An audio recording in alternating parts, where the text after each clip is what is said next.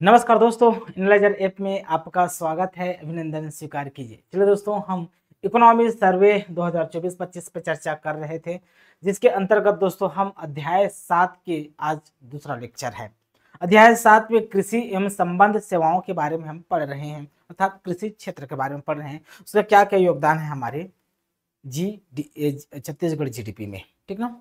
उसी के तहत दोस्तों हम आज का जो टॉपिक है वो कृषि विपणन में पढ़ेंगे। एग्रीकल्चर मार्केटिंग पे चर्चा करेंगे।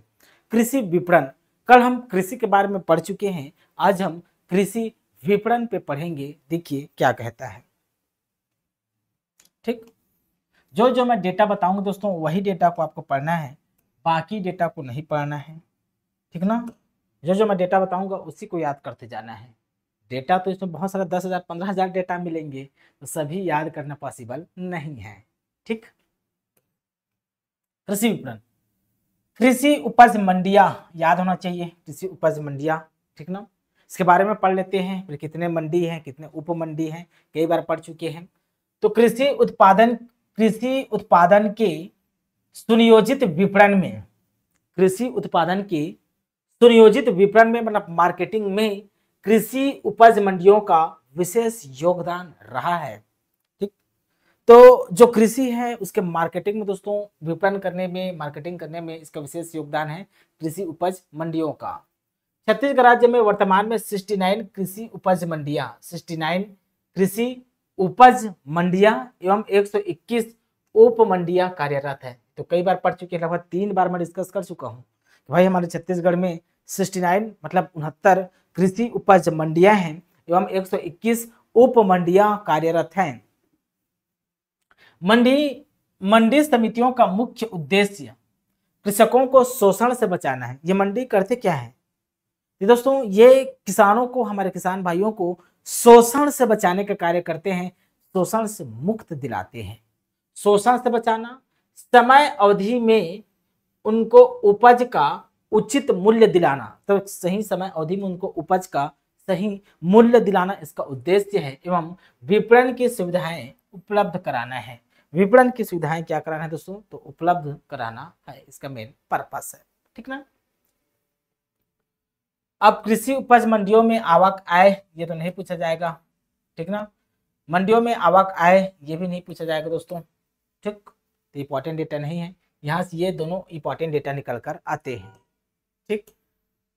मंडियों की आय, छत्तीसगढ़ राज्य में मंडी इतना है, अप्रैल में इतना, सितंबर में इतना लाख रुपए आए हैं। आय से नहीं पूछा गया है, कभी भी नहीं पूछा जाएगा। राष्ट्रीय कृषि बाजार को हम पढ़ते हैं, राष्ट्रीय कृषि बाजार को हम पढ़ते हैं। जो इंपॉर्टेंट तथ्य निकल कर आएगा उसको मैं बताऊंगा, ठीक। माननीय प्रधानमंत्री भारत सरकार द्वारा हमारे देश के चयनित 585 कृषि उपज मंडियों को, हमारे देश के चयनित 585 कृषि उपज मंडियों को राष्ट्रीय कृषि बाजार से जोड़ने का निर्णय लिया गया है। हमारे देश में कितने कृषि उपज मंडियों को राष्ट्रीय बाजार से जोड़ने का निर्णय लिया गया है, इंपॉर्टेंट डेटा है अपने आप में। तो 585 याद रखना है, 585 कृषि उपज मंडियों को, अभी 585 छत्तीसगढ़ के नहीं है, पूरे देश के 585 कृषि उपज मंडियों को राष्ट्रीय कृषि बाजार से जोड़ने का निर्णय लिया गया है प्रधानमंत्री के द्वारा, ठीक। समझ में आ रहा है ना। तो यहाँ पर आपको याद रखना है, भूलना नहीं है इसको, 585 कृषि उपज मंडियों को, IMP है ये, ठीक। इसी तारतम्य में प्रदेश की 14 मंडियों का यथा नवापारा मंडी, राजनांदगांव का मंडी, कवर्धा का मंडी, कुरूद, रायपुर, दुर्ग, धमतरी, भाटापारा, राजिम, बालोद, बिलासपुर मुंगेली, रायगढ़, जगदलपुर में कृषि उपजों को क्रय विक्रय राष्ट्रीय कृषि बाजार ई नाम के माध्यम से किया जा रहा है। तो हमारे यहाँ 69 कृषि उपज मंडी हैं, उनमें से 14 मंडियों को राष्ट्रीय कृषि बाजार से जोड़ा जाएगा। उनमें से 14 मंडियों को राष्ट्रीय कृषि बाजार से जोड़ा जाएगा। क्या नाम से? तो ई नाम से, ठीक। इसके अतिरिक्त प्रदेश की 6 कृषि उपज मंडी, इसके अतिरिक्त प्रदेश की 6 कृषि उपज मंडी क्रमशः कांकेर, सरायपाली, बेमेतरा, कटघोरा, अंबिकापुर एवं जसपुर को माह मार्च 2023 से राष्ट्रीय कृषि बाजार से जोड़ा गया है। ठीक, इस प्रकार कुल 20 कृषि उपज मंडियों में राष्ट्रीय कृषि बाजार पोर्टल पर चिन्हांकित कृषि उपजों का ऑनलाइन क्रय विक्रय प्रारंभ हो गया है। देखिए हमारे यहाँ 69 कृषि उपज मंडी है, इसमें से दोस्तों 20 कृषि उपज मंडियों को राष्ट्रीय कृषि बाजार से जोड़ा जा चुका है, ठीक ना। तो याद रखना 69 में से 20 कृषि उपज मंडी छत्तीसगढ़ के राष्ट्रीय कृषि बाजार से जोड़ा जा चुका है, ठीक ना। ठीक, राष्ट्रीय कृषि बाजार पोर्टल की वर्ष 2023-24 अप्रैल से मार्च तक एवं 2024-25 अप्रैल से सितंबर तक प्रगति की जानकारी निम्नानुसार है। क्या क्या प्रगति है इसकी जानकारी निम्नानुसार है, चलिए देखते हैं। ये 2024-25 में दोस्तों व्यापारी सहभागिता कितनी है, तो 590। पंजीकृत कृषक की संख्या है कितना, तो 95 2024-25 में। पंजीकृत व्यापारी की संख्या 77 और व्यापारी सहभागिता कितना, तो 590। किसमें पूछ रहा है ये दोस्तों, तो ये आपका राष्ट्रीय कृषि बाजार से संबंधित है, नहीं है, राष्ट्रीय कृषि बाजार से संबंधित है, ठीक ना। ये तीनों को बस याद रखना है, बाकी इसको याद नहीं रखना है, ठीक। अब एगमार्क नेट पोर्टल के बारे में चलते हैं। Marketing research and information network, इसी को कहा जाता है दोस्तों MRIN,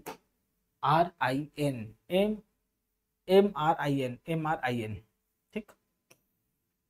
देखिए एगमार्क नेट पोर्टल के बारे में प्रश्न पूछा जाता है कि एगमार्क नेट पोर्टल को समझाइए, ठीक ना। तो देखिए विपणन एवं निरीक्षण निदेशालय भारत सरकार द्वारा MRIN marketing research and information network योजना के अंतर्गत मंडी उपमंडियों को कंप्यूटर उपलब्ध कराए जाने के फलस्वरूप एगमार्क नेट के पोर्टल पर माह अगस्त 2006 से, तो कब से, तो अगस्त 2006 से जानकारी प्रेषित करने के निर्देश प्राप्त हुए थे। वर्तमान में छत्तीसगढ़ प्रदेश की 69 कृषि उपज मंडी एवं 118 उप मंडियों की दैनिक आवक एवं भाव की जानकारी एगमार्क नेट के पोर्टल पर नियमित रूप से प्रेषित किया जा रही है। देखिए हमारे यहाँ 69 कृषि उपज मंडी सब की जानकारी इस एगमार्क नेट पोर्टल पर उपलब्ध कराई जा रही है, लेकिन 121 उप मंडी है ना, तो 121 में से 118 उप मंडियों की जानकारी इस एगमार्क नेट पोर्टल पर उपलब्ध कराई जा रही है। 121 में से 118 उप मंडियों की, ठीक। एग्री मंडी सॉफ्टवेयर के बारे में चर्चा करते हैं। एग्री मंडी सॉफ्टवेयर, अब एग्री मंडी सॉफ्टवेयर क्या है जी। छत्तीसगढ़ राज्य कृषि विपणन मंडी बोर्ड द्वारा राष्ट्रीय सूचना विज्ञान केंद्र NIC के माध्यम से विभागीय सॉफ्टवेयर तैयार किया गया है, जिसका अवलोकन विभागीय वेबसाइट ये है आपका एग्री पोर्टल cg.nic.in में किया जा सकता है। एग्री मंडी सॉफ्टवेयर मंडी ऑनलाइन में प्रदेश के कृषि उपज मंडियों की दैनिक आवक एवं भाव, मासिक जानकारी तथा अन्य जानकारी नियमित रूप से इंद्राज की जा रही है, ठीक। मंडी एंड्रॉयड मोबाइल ऐप तैयार की गई है, जो कि वेबसाइट में उपलब्ध है, जिसे एंड्रॉयड मोबाइल में डाउनलोड कर प्रदेश के कृषि उपज मंडियों की दैनिक आवक एवं भाव की जानकारी प्राप्त की जा सकती है। गौ सेवा आयोग के अनुदान, अभी गौ सेवा आयोग के हमारे यहाँ छत्तीसगढ़ में गौ सेवा आयोग का गठन किया गया है। कमेंट करके बता देना दोस्तों, अभी वर्तमान में गौ सेवा आयोग के अध्यक्ष कौन है, किसे बनाए गए हैं गौ सेवा आयोग के अध्यक्ष, कमेंट करके बता देना है आपको। तो गौ सेवा आयोग के लिए अनुदान का प्रावधान है। देखिए गौशालाओं तथा वृद्ध पशुओं की देखभाल हेतु गौ सेवा आयोग को मंडी बोर्ड द्वारा वर्ष 2023-24 में रुपए 49.33 करोड़ का भुगतान किया गया है। वर्ष 24-25 में यही 50.09 करोड़ भुगतान किया जाना प्रक्रियाधीन है, ठीक, तो इतना करोड़ प्रक्रियाधीन है।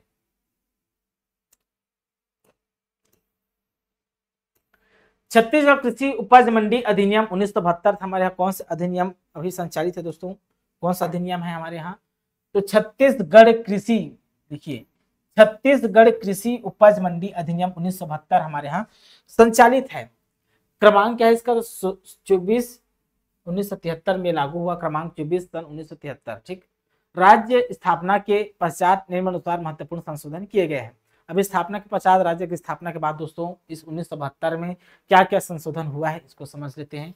तो एकल बिंदु मंडी शुल्क, एकल बिंदु मंडी शुल्क, प्रदेश में अधिसूचित कृषि उपज के क्रय विक्रय पर एकल बिंदु शुल्क है। धारा 19 के अनुसार राज्य में किसी मंडी में मंडी शुल्क जमा किए जाने के पश्चात राज्य में के एक से अधिक मंडी क्षेत्र में या उसी मंडी क्षेत्र में एक से अधिक बार पुनः विक्रय पर मंडी फीस दे नहीं है। मतलब एक से अधिक बार पुनः विक्रय करने में दोस्तों मंडी के लिए कोई फीस देना नहीं होता है। संविदा खेती छत्तीसगढ़, ये ज्यादा इंपॉर्टेंट नहीं है। कॉन्ट्रैक्ट एग्रीकल्चर आता है एग्जाम में, संविदा खेती के बारे में पूछा जाता है।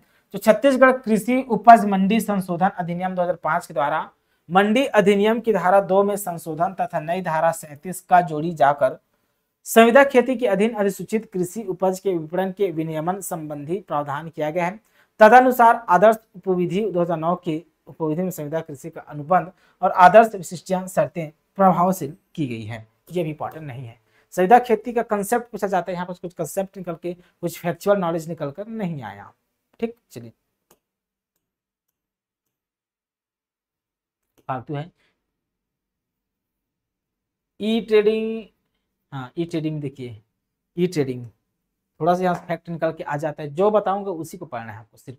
ठीक, भारत सरकार द्वारा एक देश एक बाजार, भारत सरकार द्वारा एक देश एक बाजार की परिकल्पना के तहत राष्ट्रीय कृषि बाजार इनाम, राष्ट्रीय कृषि बाजार इनाम पोर्टल संचालित किया गया है, जिसके माध्यम से इनाम से जुड़ी मंडियों में विक्रेता अपनी कृषि उपज को क्रेता व्यापारी को ऑनलाइन विक्रय कर ऑनलाइन भुगतान प्राप्त कर सकता है। तदनुसार राज्य सरकार ने छत्तीसगढ़ कृषि उपज मंडी संशोधन अधिनियम 2015 के द्वारा छत्तीसगढ़ कृषि उपज मंडी अधिनियम 1972 के में ई ट्रेडिंग का प्रावधान किया गया है। ई ट्रेडिंग, ठीक, यहाँ से कोई इंपॉर्टेंट फैक्ट नहीं है, इसमें कोई इंपॉर्टेंट फैक्ट नहीं है, इसमें भी ये यहाँ से कुछ निकल सकता है, किसी भी एक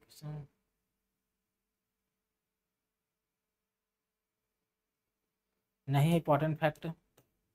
अभिकर्ता नहीं है, इसके देखिए एकल पंजीयन, छत्तीसगढ़ कृषि उपज मंडी संशोधन अधिनियम 2005 के द्वारा मंडी अधिनियम में संशोधन किया जाकर एक से अधिक मंडी क्षेत्रों के लिए विशेष अनुज्ञप्ति का प्रावधान किया गया है तथा इस हेतु छत्तीसगढ़ कृषि उपज मंडी एक से अधिक मंडी क्षेत्रों के लिए विशेष अनुज्ञप्ति नियम 2007 दिनांक 10 अप्रैल 2007 से लागू की गए हैं। ये अधिनियम को दोस्तों पूछा जा सकता है, छत्तीसगढ़ कृषि उपज मंडी से अधिक अनुज्ञप्ति नियम 2007, क्योंकि नियम से संबंधित प्रश्न पूछे जाते हैं। ये दिनांक 10 अप्रैल 2007 से पूरे छत्तीसगढ़ में लागू किए गए हैं। ये अधिनियम कब से लागू किए गए हैं, तो 10 अप्रैल 2007 से लागू किए गए हैं। उक्त प्रावधान के लागू होने से कोई भी व्यक्ति एक से अधिक मंडी क्षेत्रों के लिए प्रबंध संचालक छत्तीसगढ़ राज्य कृषि विपणन बोर्ड से पंजीयन प्राप्त कर एक से अधिक मंडी क्षेत्र में व्यापार कर सकता है। तो एक से अधिक मंडी क्षेत्र में व्यापार करना चाहे तो कर सकता है। ठीक, बाकी कोई खास फैक्ट तो निकाल के नहीं आया, इसमें भी खास फैक्ट नहीं, इसमें भी खास फैक्ट नहीं है ना। अब देखिए यहाँ पर कुछ जानकारी निकल कर आएंगे। मंडी बोर्ड प्रमुख उपलब्धियों की जानकारी, हाट बाजार निर्माण, हाट बाजार निर्माण, हाट बाजार निर्माण, हाट बाजार योजना भी है तो हाट बाजार निर्माण के बारे में पढ़ते हैं। ग्रामीण अंचल में कृषि उपज के विपणन हेतु, ग्रामीण अंचल में कृषि उपज के विपणन या मार्केटिंग हेतु हाट बाजारों में सुविधा विकसित करने हेतु, हाट बाजारों में सुविधा विकसित करने हेतु 82 हाट बाजार लागत, 82 हाट बाजार लागत राशि क्या है 1602.75 लाख में से 24 हाट बाजार प्रगतिरत और 58 कार्य निविदा स्तर पर है। तो कितने हाट बाजार का है दोस्तों? तो 82 हाट बाजार। छत्तीसगढ़ में कितने हाट बाजार? 82 हाट बाजार बनाया जाना है। 1924 हाट बाजार क्या है दोस्तों? प्रगतिरत हैं और 58 कार्य निविदा स्तर पर हैं। ठीक।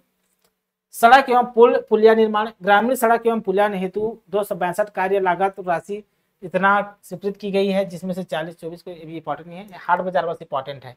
गोदाम में भंडारण क्षमता कुल 114 लाख गोदाम कुल क्षमता, ये उपार्जन केंद्र 342 केंद्रों में लगातार स्वीकृत है। कृषि उपज मंडी में थोक फल सब्जी, ये इंपॉर्टेंट नहीं है, यहाँ से कुछ भी इंपॉर्टेंट नहीं है। ठीक। जो इंपॉर्टेंट है दोस्तों उसी को पढ़ना होता है, यहाँ से कुछ इंपॉर्टेंट कोई कंसेप्ट भी नहीं है। तो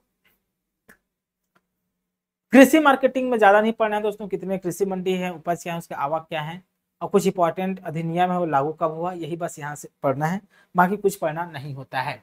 ठीक ना। हम उद्यानिकी एवं प्रक्षेत्र वानिकी के बारे में चर्चा करते हैं, उद्यानिकी एवं प्रक्षेत्र वानिकी के बारे में। ठीक ना। जो इंपॉर्टेंट डेटा निकल कर आएगा उसी को आपको याद करना है। उद्यानिकी एवं प्रक्षेत्र वानिकी, छत्तीसगढ़ राज्य में उद्यानिकी फसलों के क्षेत्रफल एवं उत्पादन में वृद्धि करने हेतु उद्यानिकी विभाग द्वारा फल, सब्जी, मसाला, पुष्प और एवं औषधि पौधे विकास योजनाएं क्रियान्वित की जा रही है। विभाग के अंतर्गत 136 उद्यान रोपणी तथा 2 सब्जी बीज प्रगुणन प्रक्षेत्र बाना, रायपुर एवं रायपुर दुर्ग है। देखिए, विभाग के अंतर्गत 136 उद्यान रोपणी तथा 2 सब्जी बीज प्रगुणन प्रक्षेत्र, 2 सब्जी बीज प्रगुणन प्रक्षेत्र कहाँ? तो बाना, रायपुर में बाना और राजपुर दुर्ग में है। तो सब्जी बीज प्रगुणन प्रक्षेत्र कहाँ है? सब्जी बीज प्रगुणन प्रक्षेत्र, सब्जी बीज प्रगुणन प्रक्षेत्र कितने हैं? तो 2 हैं। कहाँ? तो रायपुर के बाना में, रायपुर के बाना में और दुर्ग के राजपुर में। रायपुर के बाना में दोस्तों और दुर्ग के राजपुर में इंपॉर्टेंट है, 100% इंपॉर्टेंट है। 2 सब्जी बीज प्रगुणन प्रक्षेत्र, बीज प्रगुणन प्रक्षेत्र, सब्जी बीज प्रगुणन प्रक्षेत्र पूछा जाता है। राज्य पोषित योजनाएं पढ़ लेते हैं इसके संबंध में। ठीक। यहां से भी खास नहीं है।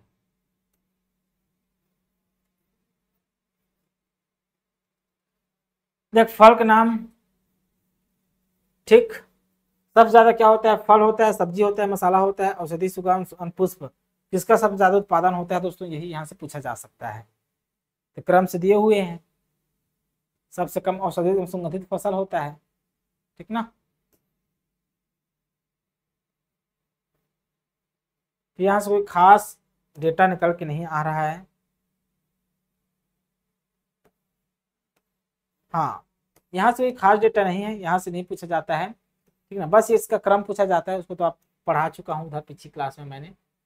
बाकी यहाँ से ज़्यादा अब हमको याद करना है, ये यहाँ से योजना, कुछ योजना है, उन कार्यक्रम के बारे में पूछे जा सकते हैं दोस्तों। अभी तक पढ़े हैं तो कुछ ज़्यादा फैक्ट निकल कर नहीं आए हैं।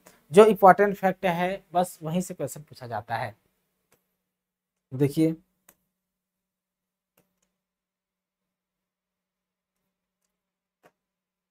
राज्य पोषित सूक्ष्म सिंचाई योजना, राज्य पोषित सूक्ष्म सिंचाई योजना के बारे में पढ़ते हैं। सूक्ष्म सिंचाई योजना, यह योजना राज्य सरकार द्वारा सामान्य कृषकों को ड्रिप सिंचाई पर अनुदान देने के उद्देश्य से वर्ष 2013-14 से राज्य के संपूर्ण जिलों में लागू की गई है। तो सूक्ष्म सिंचाई योजना कब से लागू की गई है? तो 2013-14 से।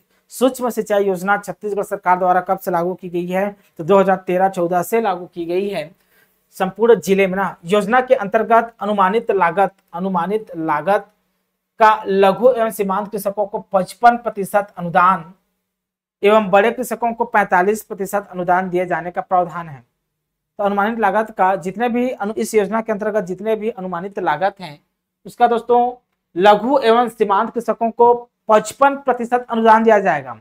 मान लो 100 रुपए का लागत है तो इसमें 55 रुपए लघु एवं सीमांत कृषक को दिया जाएगा, 45 रुपए बड़े वर्ग के कृषक को दिया जाएगा। ठीक, प्रावधान है। अधिकतम रकबा 5 हेक्टेयर। इस योजना के अंतर्गत 22-24 मित्र हेक्टेयर ड्रिप प्रतिस्थापित कर 553 हितग्राहियों को लाभान्वित किया गया। वर्ष 2024-25 में 400 हेक्टेयर का लक्ष्य के विरुद्ध 389 में ड्रिप प्रतिस्थापित कर 393 हितग्राहियों को लाभान्वित किया जा चुका है। कम्युनिटी फेसिंग योजना, कम्युनिटी फेसिंग योजना के बारे में पढ़ लेते हैं। उद्यानिकी फसलों को बढ़ावा देने के लिए यह योजना वर्ष 2016-17, तो कम्युनिटी फेसिंग योजना का शुभारंभ कब से किया गया था? 2016-17 से। कम्युनिटी फेसिंग योजना का शुभारंभ कब से किया गया है? तो 2016-17 से, याद रखना है, ठीक। 2024-25 में इतना राशि वित्तीय भौतिक लक्ष्य निर्धारित किया गया है, जिसके विरुद्ध मार्च सितंबर 2024 तक ये हेक्टेयर की पूर्ति की जा चुकी है। तो ये भी इंपॉर्टेंट नहीं है, बस यहाँ तक यही इंपॉर्टेंट है, ठीक। सब्जी फलों के विविधीकरण हेतु प्रदर्शन एवं प्रशिक्षण कार्यक्रम उद्यानिकी, देखिए उद्यानिकी फसलों को बढ़ावा देने के लिए यह योजना, मतलब सब्जी फसलों के विविधीकरण हेतु प्रदर्शन एवं प्रशिक्षण कार्यक्रम कब से लागू की गई है? तो 2017-18 से लागू की गई है। ये इंपॉर्टेंट है। योजना के अंतर्गत मिर्च, टमाटर, अरबी एवं फूल गोभी के फसल प्रदर्शन किए जाते हैं। हेक्टेयर हेतु 100% अनुदान दिया जाना प्रावधानित है। वर्ष 2023-24 में वित्तीय लक्ष्य राशि इतना रुपए, यह राशि नहीं पूछा जाता है जी, ठीक ना, बस 2017-18 से लागू है ये राशि। इन छोटे मोटे योजनाओं का राशि नहीं पूछा जाएगा। जो बड़ा योजना होता है ना, सबसे बड़ा, उसी का राशि पूछा जाता है, याद रखना है।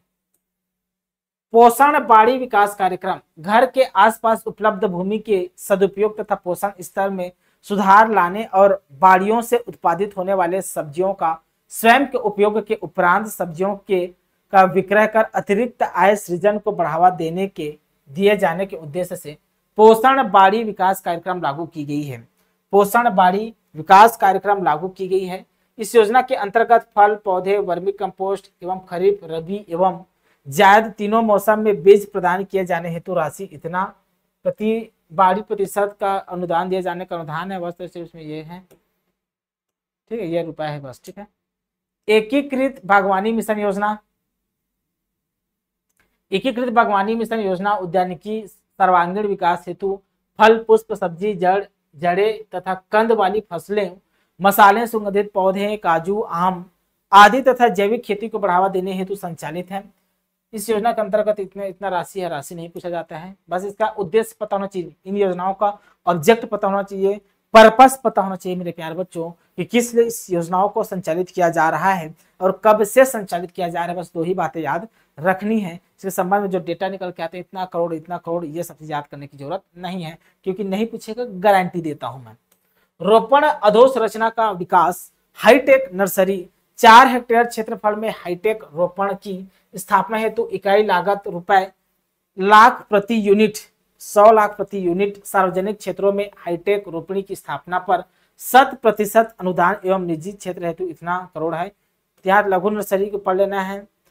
अपग्रेडिंग नर्सरी इंफ्रास्ट्रक्चर को पढ़ लेना है दोस्तों, ज्यादा इंपॉर्टेंट नहीं है ये। सब्जी और मसाला, ठीक है। पुष्प विकास योजना, सब्जी क्षेत्र, ये सब ना इसका डेटा को बहुत पढ़ना जरूरी है जी। काजू विकास क्षेत्र हो गया, संरक्षित खेती हो गया, मधुमक्खी पालन हो गया, ठीक ना, ठीक। जो डेटा निकल के आएगा इंपॉर्टेंट, उसी पे हम चर्चा करेंगे, ठीक ना, ठीक। कोल्ड स्टोरेज, पैक हाउस, इस सब के बारे में कल से दोस्तों पूर्ण किए जा चुके हैं। पैक हाउस, इस सब के बारे में कल हम चर्चा करेंगे। मधुमक्खी पालन, संरक्षित खेती, काजू क्षेत्र विस्तार, मसाला औषधि। आज के लिए बस इतना ही। कल दोस्तों हम सब्जी क्षेत्र विस्तार यहाँ से प्रारंभ करेंगे, ठीक ना। यहाँ से पूरा इंपॉर्टेंट डेटा निकल कर आएंगे, उन इंपॉर्टेंट डेटाओं पर हम चर्चा करेंगे। देखिए, इकोनॉमिक सर्वे का दस्तावेज पढ़ने का मतलब यही होता है कि यहाँ से कंसेप्चुअल नॉलेज है ना, वो बढ़ता है, बिल्ड होता है, इसलिए थ्योरी सेक्शन को पढ़ना चाहिए। मेरा उद्देश्य यही है। इसका इस दस्तावेज का शॉर्टकट बुक, शॉर्टकट दोस्तों आपको मार्केट में भी अलग अलग कोचिंग संस्थानों के माध्यम से अवेलेबल होता है। वहां से हम 12 फैक्ट बस पढ़ पाते हैं, उसके पीछे रीजन क्या है, फैक्चुअल नॉलेज क्या है, वो हमारा बिल्ड नहीं हो पाता है, कंसेप्चुअल नॉलेज बिल्ड नहीं हो पाता है। केवल डेटा, तो डेटा जब हमारा कंसेप्चुअल नॉलेज बिल्ड नहीं है तो डेटा को कैसे याद कर पाएंगे। तो उसके पीछे जो कहानी है, तथ्य है, उन सबको समझना होता है, तब जाके हमको डेटा को रिकॉग्नाइज करना पड़ता है दोस्तों, ठीक ना। इसलिए मैं पूरा ओरिजिनल दस्तावेज को उठाकर एक एक चीजों को, कौन इंपॉर्टेंट है कौन इंपॉर्टेंट नहीं है, उन चीजों पर मैं विस्तार से चर्चा कर रहा हूँ लगातार, ठीक ना, और करता रहूंगा दोस्तों। बहुत जल्द इकोनॉमिक सर्वे हमारा समाप्त हो जाएगा, ठीक है। ठीक, अभी के लिए बहुत बहुत धन्यवाद, थैंक यू, फिर मिलते हैं।